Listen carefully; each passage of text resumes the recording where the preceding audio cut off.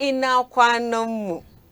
And to our Yoruba counterparts out there, Ekaro. To the Yoruba people, Emma Mourioke. To the French-speaking people, bonjour. And then to my Igbo brothers and sisters out there, Ututu ọma na ụmụnne Unabolachi. Surprised at my greetings this morning? Well, don't be. It is just exciting to celebrate International Mother Language Day and to remind us that language is the roadmap of a culture. It tells you where its people come from and where they're going. Good morning, amazing viewers. It is an honor to have you join us on today's episode of Now Streaming, coming to you from ACNN TV. Now, before I go further, have you shared the link with your family and friends yet? Well, if you've not, please do that quickly. Share and let them join in. And don't forget that you can call in, be a part of this conversation. You know, call the number showing on your screen, or you can send in your messages and contributions via our social media handles. They're also showing on your screen. Well, my name is, well, let me go the Igbo way. Ahambu Odoziako Nkwachuku Njoku Adibe. Okay, let me now explain. My name is Promise Njoku Adibe, and I am honored to be your anchor today. I have a wonderful guest with me in the studio in the person of Mrs. Grace Bako. She is a Hausa teacher in the Anglican Girls Grammar School, Abuja. Good morning, Mrs. Grace, and Inakwana. Lafiya Ya mutanen gida. lafiya suke. Sannan ki to kima wanda suke kallon mu gaisuwa a turanci. Good morning, viewers. We are happy to have you this morning. Beautiful. You see, we're already flexing the mother language. Yes. Well, then it's good to have you, Mrs. Grace, come to talk to us. If you're just joining us, this is now streaming on ACNN TV, and we shall be talking about our mother language. But wait a minute, how well can you speak your mother tongue? How well? Okay, just try it. Wherever you are, just say good morning in your mother tongue. Did you get it correctly?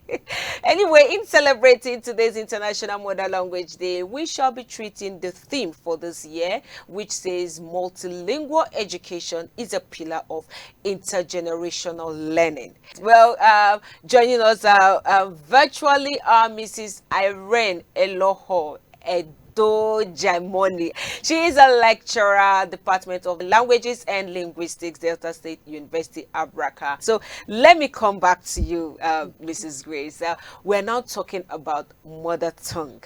Mother tongue. It's actually obvious that it's beginning to go distinct. You know, it is beginning to go that way. So let's understand, why exactly are we celebrating this mother language on a day like today? Thank you very much for that question. In fact, a very good one. We're celebrating this Mother Language Day. So that we will remind ourselves that there's a place you are coming from. True. There's an origin. There's a place where you came from that is very, very important, that you need to remember. That you're not just hanging, or you didn't just drop from the sky somewhere. Even from the sky, it could be somewhere. But that you're coming from somewhere, and that you need to see it as a very important place. And that identity, which is your language, needs to be given so much importance, so much attention. Just like the question you asked, if you can say greet very well in your language, you find out that we've been interacting with our children. In fact, even the parent sometimes, even to greet in their language is very difficult. And it's not a good one at all. You begin to wonder, is this person a Nigerian?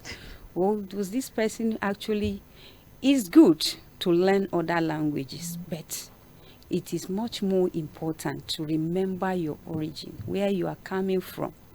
That your mother language is very important.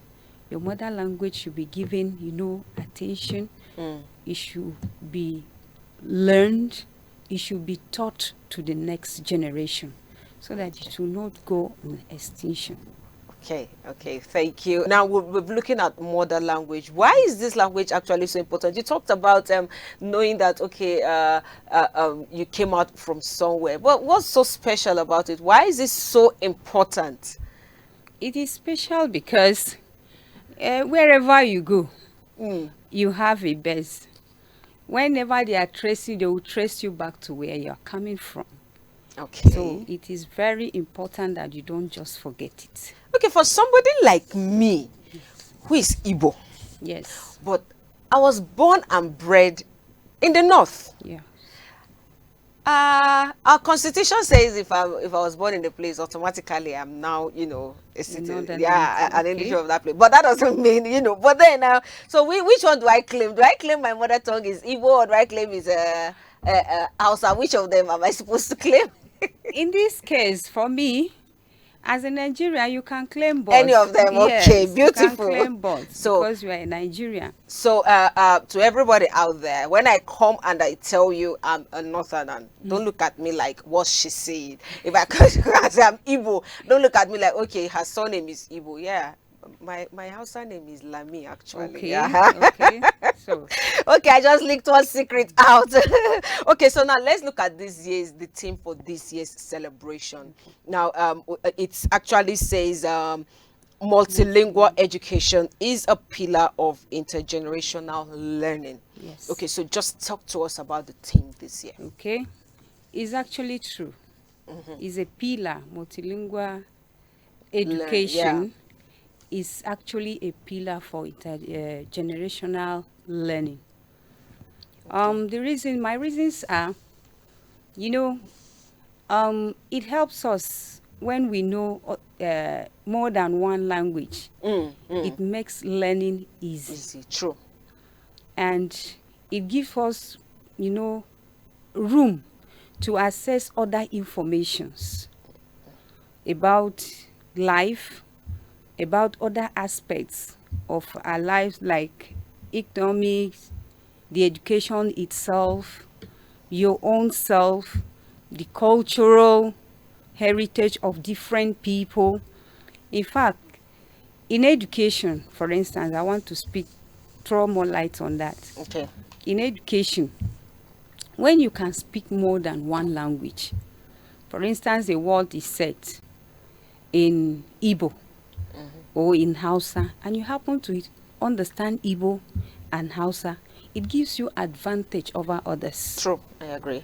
Yes, because you will know by the time we teach in class, and when you are teaching a language, for instance, you say something in a language that maybe that word is borrowed from English, for instance. I use maybe office, for instance. The house has called office. Office, yeah. So by the time you mention office, they know office in English. English. When you mention office in Hausa, you say, oh, okay, I can guess. I think this one should mean this. So True. it makes it easier. Okay, thank you. How can teaching this, how can multilingual education contribute to preserving our indigenous languages? Okay. Multilingual education can contribute to preserving our language, because if this language is learned from one generation and passed down to the next generation, it will continue. Okay.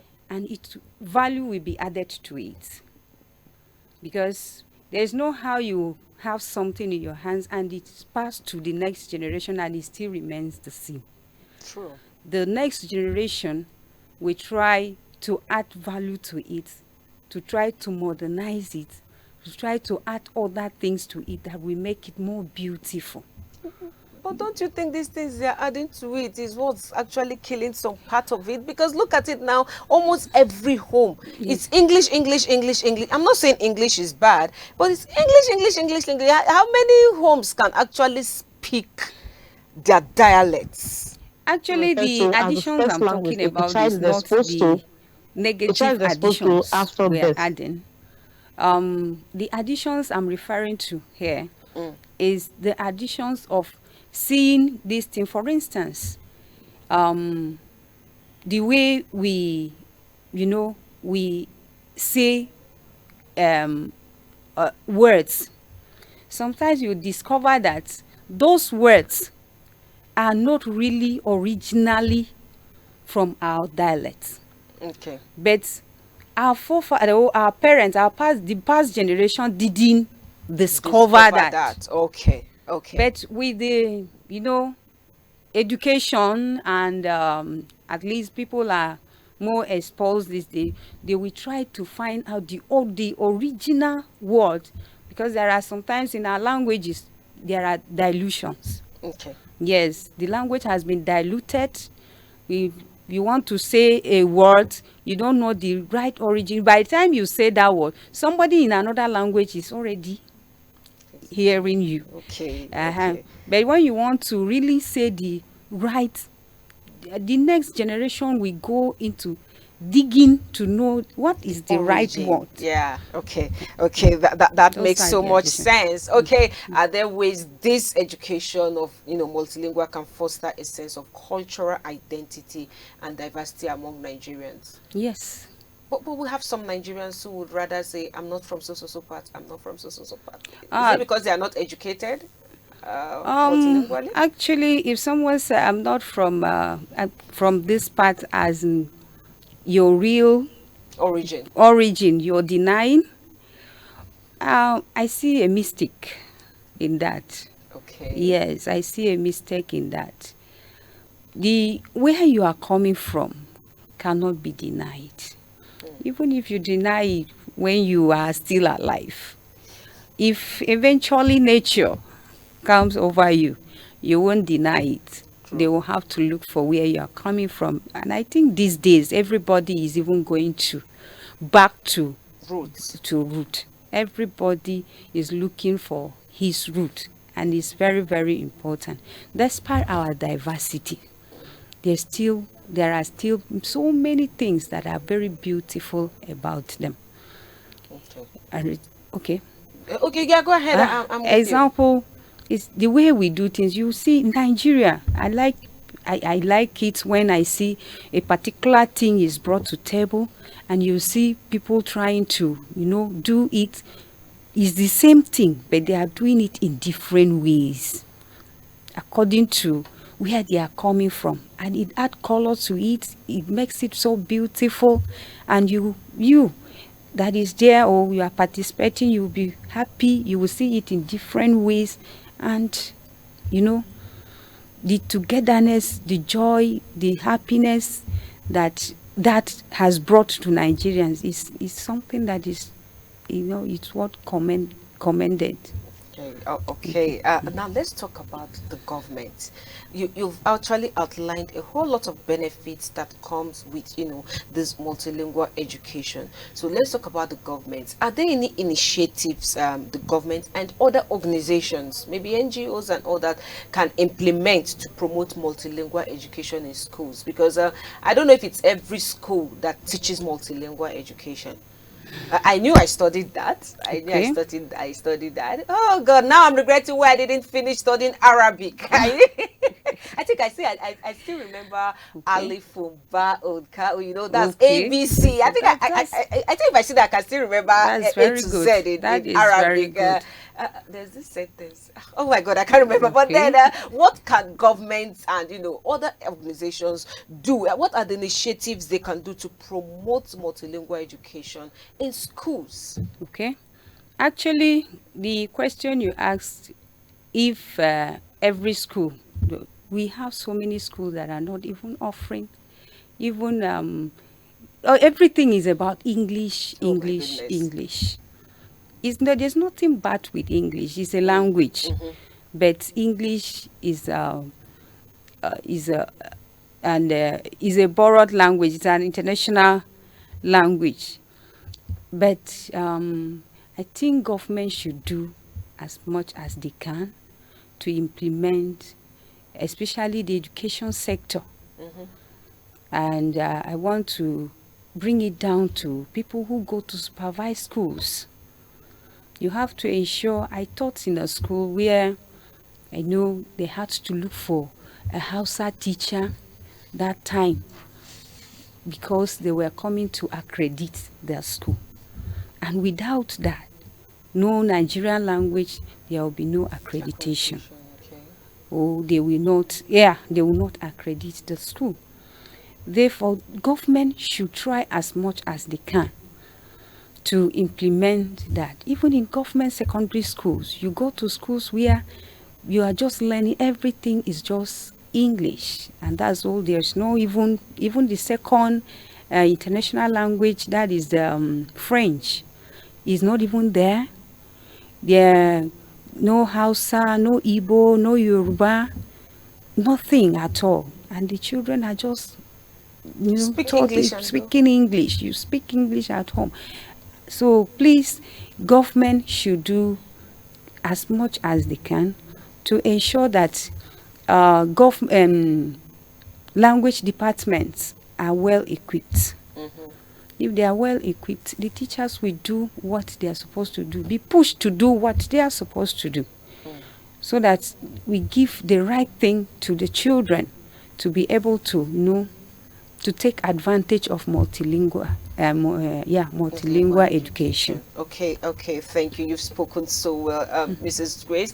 Mrs. Irene, I just want to ask, with regards to parents and guardians and grandparents, what steps can they take in teaching their children their mother language? Are there specific steps they can take to teach mother language to their children?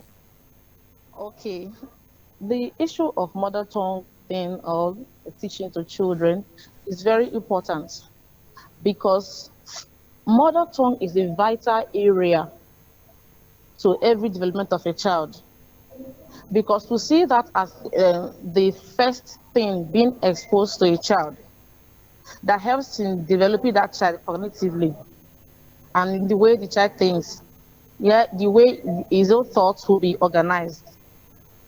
So we linguists, we advise that parents are supposed to teach their children or expose the children to the language, that's the mother tongue, because we believe that mother tongue is not learned, it's acquired. We're able to give that child, maybe as the child is growing, you start speaking your language to the child. The child eventually acquires that language unconsciously. That's how it works when it comes to linguistics. So if the parents want to try to teach the child this language, first of all is to start introducing that child to the language from the beginning. Start speaking to the child as little as he or she is. Start speaking to that child. Expose the child to the vocabulary of the language, the grammar of the language, how it works. So the number one thing is to be deliberate about speaking the language to the child as little as he or she is. But when it gets to the stage in which maybe the child is grown already, I still want to teach the child now how to speak your mother tongue, that's your mother language. Number one thing you should do is to make that language a compulsory language in your house. We decide to say everybody speaks, if it's Urobo, you say in our house we are Urobo. We are supposed to speak our language. Then you start telling them about the language. Speak. If you want to say, Mom, I need this, you say only me me gone. You just say only me, my mother. Wanna want. Just try to bring the words to the child, and the child starts using it. The number one thing is what? Enforcing it in your house. That's the number one thing. Then secondly, you make sure you are following that instruction in your house. It is not that you will speak the language today, tomorrow you switch to English, or you speak to another language that is dominant in that environment you are living in. You must be serious about it. Because children, if you are not serious about it, you are going to be exposing different language to them, which you may not be able to get. If you are saying you are learning this language at a time, you should be able to speak that language alone in the environment for that child. So that is why we say that mother tongue should be taught in the home. The second language the child is going to learn will be exposed to them outside. They can easily get that outside. They can easily learn outside, but that mother tongue should be learned in the house. When a child comes to the house, they say that, oh, we are back to the house. We're supposed to speak our mother tongue. So that's one of the ways you can teach the child. Then secondly, you should be able to attach rewards to it. So children like when you do that. So when you say, okay, if you can recite 1 to 10 in Yoruba in your in the house without using English, I'm going to give you this. The children will be interested in that, in the reward you want to give them. So from there, they will want to learn the language. They'll start speaking the language in the house. So I think those are some of the things. Incentives are very important when you are trying to teach the children how to speak your mother tongue. Be positive about it. Tell them about what it is, that what is it for them, the importance of that language to them. So I think that's some of the. I think when we will go, we'll talk more about it. I read now as a linguistic lecturer. I just want to know what strategies can educators use to effectively teach multilingual in classrooms this time around? In classrooms, what effective strategies can be used? Okay, when you're teaching, and you know you have students from different backgrounds, different languages, different languages. You will know that these persons are not coming for just one angle or for one language. Number one thing you should do is by making the environment of learning very comfortable for everyone.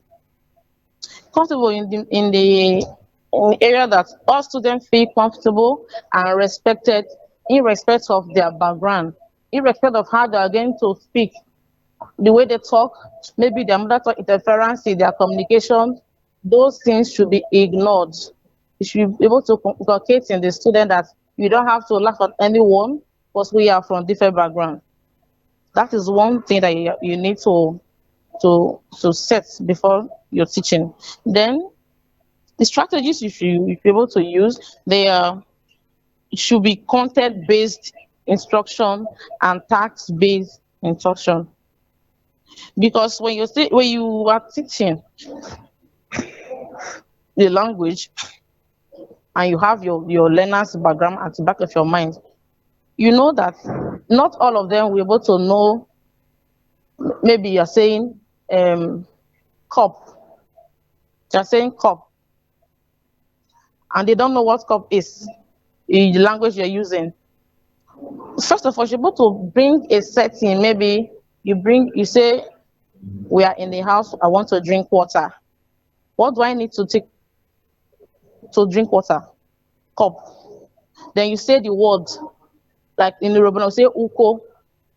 Maybe you're teaching Yoruba in a multilingual environment. You say uko. All of them, the one in Hausa, Igbo, Ijo, all of them know that, oh, you did this word I'm talking about is cup. So they start bringing that in their language, bring it out. Oh, our language is called like this also, it's called like this also, because you brought a context in the learning. In that process now, with the context, they know the context of that thing also, and the vocabulary that are associated with that context. Are we following? Then the other one, which is the task based, is the process in which you have to put the students to work in order to use the language.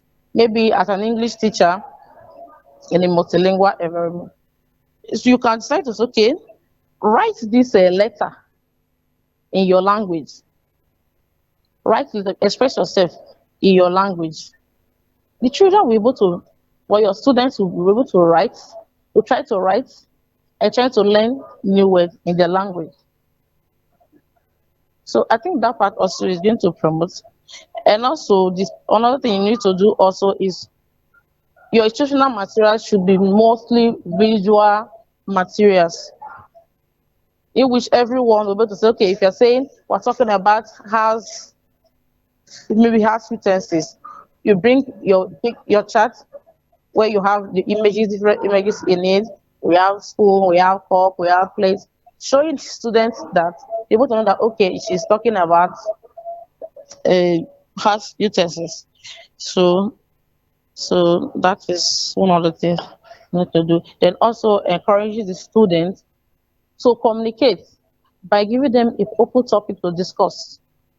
With the discussion from there, they're able to open their mind to say whatever they want to say. From there, they're expressing them and they are learning ways, new vocabulary in the language you're teaching them. So that's what I can guess for what the question you ask. Done very well. Please don't go away. I'll still come back to you. Before I come to Mrs. Grace, I want to encourage our viewers not to forget to call in. Remember, this is all about us, about our mother tongue. So feel free to call in. The line to call is showing on your screen. And if you can't call, please send in your messages via any of our social media handles also showing on your screen. I'm back to you, Mrs. Grace. You kept nodding. You kept nodding. You couldn't help it while she was talking. So does that mean you agree with everything Yes, she I has agree said? with Okay. her. I agree. Quite Okay. agree with her. So as a Hausa teacher, you have your pictorial, the pictures you use. Yes, yes. Okay. Teaching aids are very good. Okay. Yes, if you have the road teaching aids, you bring them to class when you are teaching, and teaching should be learner-centered. Learner-centered in the sense that allow the children to participate while you're just like a coordinator, facilitator in the Okay. class. They will be happy doing it. Okay. When you take them out for any class, explore other methods. Let it be more interactive, more like a joke in the class, drama. Let them act it, because language is all about communication. If you don't communicate, it's not about in languages. That's why I tell my students, we don't really form notes outside class. In language, you don't copy heavy, voluminous notes. You come to the class, you form the note with them. They will actually form them, because by the examples, say it. What do you want to say? What are you trying to say? I ask them, okay, I want to say mother is cooking, for instance. The person will want to say it the way it is in English, and you end up not getting. I'm just trying to picture that in my head now. Yes. And so I'm trying to say mom is cooking. Okay, say it your own way. We actually learn language by our mistakes. True. Yes. Very true. You will Very learn true. it from there. And I want to also encourage that we are in a technology era. We can actually use technology to encourage our students. Children do well when you bring something to technology. You want to maybe an e-class, or you want to teach them from the what do what do they call it again? The computer, the internet, internet, the screen. Oh, okay, yeah. Yeah. Okay, the projectors and all that. Projector. You want to teach them from the projector, they will be eager. They want to participate. They want to explore. They want to, do it even more than you. They want to compete with you in the class. And so you find out that the class is very interactive. It's everybody will end up, And if it is possible, you try to actually make some topics like singing, acting drama, because they don't forget that one easily. Okay. Yes. Talking of singing, when you're done, you sing a song for us. When you put it like in a song, you ask them to sing. If it's possible, you ask them to share them into parts, just like in choir. And you ask them to dramatize it. Talk. You want to buy something in the market? Go to the market. We set a table, come and buy a shirt. Come and buy a shoe. And then you do it as if you are in the market. And they're speaking. Yes, a buyer is there. Goodness. A seller is there. The shoe is there on top of the table in the class. You dramatize it. And then they will end up making their errors and correcting themselves. And everybody is laughing. learning has taken place at the end I of the agree. I class. agree. And I'm talking about singing. You talked about, and we have so Okay. many dialects in Nigeria, a whole lot of them. And you find that it's true. Even in the Christendom, we have some songs you can speak, you can sing in English, Yes. Igbo, Yoruba. Do I know anyone in any other language apart from these three major languages? Hausa. In Okay. Hausa, okay, yes, All right. Hausa. Before the end of the show, you're going to definitely sing a song for us. Okay. Okay, Okay. so I don't know, Mrs. Irene, are you there with us? I just want you to tell us some challenges faced in implementing multilingual education policies, and tell us how these challenges can be addressed. Normally, we know that any multilingual society, there's always a problem implementing language policies. Like country like Nigeria, there are several problems we encounter trying to implement language policies. Language policies have been brought in one way or other in different stages in the country, but at the end, they don't work out. They're not really successful. So some of the challenges that we get in implementing language policies. Number one is lack of political interest in supporting multilingual education. That's number one thing. Politically, like let's use Nigeria as a case study. When they said let us be using the three major languages in Nigeria as a mix of as language we use in for education, what is all that? People did not support it. Everybody started agitating for their languages to be used. Why will you say this language should be used alone? So problem. Political maybe the outside as I said, okay, well, our language will be used more. If I'm not using our language more, meaning we are not going to fund this. If Igbo are the ones though, we don't need to fund this. So the one problem is the political interest. They are not interested in implementing this the education in countries. So that shows that there will be lack of funds to implement these policies. Because when you're putting a policies and they are not being implemented, meaning it will not work. Then, secondly, because of this lack of funds, there's also lack of qualified teachers that are going to implement they are going to work on these policies. There are no teachers because there are no people that are ready to sponsor them to learn these indigenous languages, able to professional level where they can teach it. They can teach it to students that will move it from one generation to the other. So that's one of the major thing is the cost, the funding, and the interest of the government in implementing these policies. Because of I think there are other sentimental interest they will not want to do it. So I think that's some of them. Okay, so before I let you go, just give us your final words to parents, teachers, society, and the government about the promotion of mother language. What advice you have to give to those people? First of all, teachers, as you said, teachers are important people to promote the mother language. Because if there are not people to promote, to teach these languages to children, many that language will not be able to move to another generation. Like our team has said, we need teachers that need to promote this mother language to bring us a good strategy, creative um, way to teach this language that will be fun to children to learn these different languages for them to be able to use it and to preserve their cultures and their language.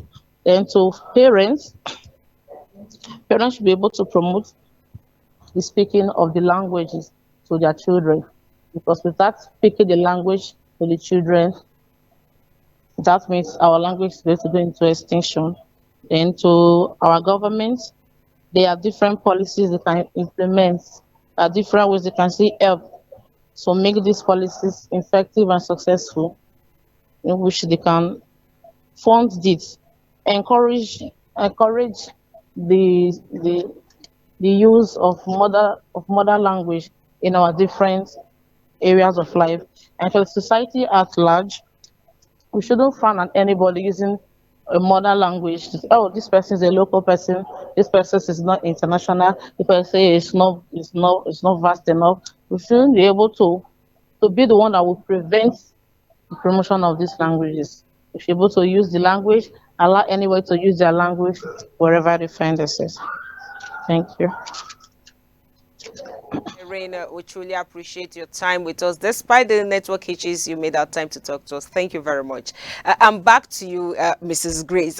She made mention of teachers, allowing students talk in their different languages. But then I put it to you that it is you teachers. I remember those days in school when we speak our dialect, they just stop speaking vernacular. Okay. So how did that come about? Just briefly answer that. Okay. Mostly you find out that in local, even in my secondary school days, I know they used to write our names For speaking for vernacular. speaking vernacular. But I think the angle they were coming from is, that language you are speaking is already part of you. You need to learn another one. Yes.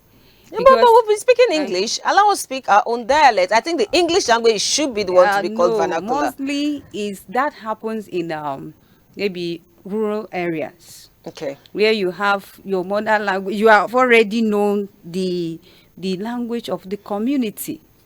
So they now want you to learn English. If they don't enforce some disciplinary actions, you might not be able to learn it. Okay. In this case, here in Abuja, the English is like you are born and you start speaking it anyhow. you don't make any effort to speak English.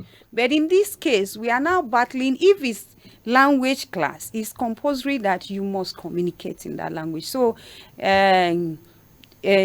now, instead of vernacular, our own local languages being vernacular now, in the cities, it's English that is now vernacular. Okay, thank you very much.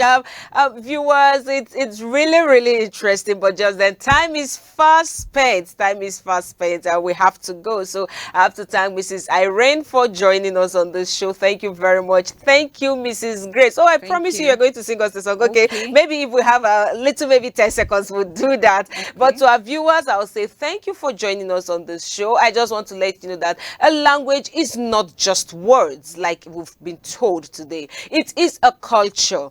It is a tradition. It is a unification of a community, a whole history that creates what a community is all about. All these are embodied in a language. So please do well to learn how to speak your mother language. And don't forget to stay up to date with all our programs on the same channel. We got you covered 247. Before I say see you tomorrow, I think let me steal 10 seconds from my director. Okay, so let's see just one song we can sing in 3 different dialects quickly. Okay. Anyone? Okay.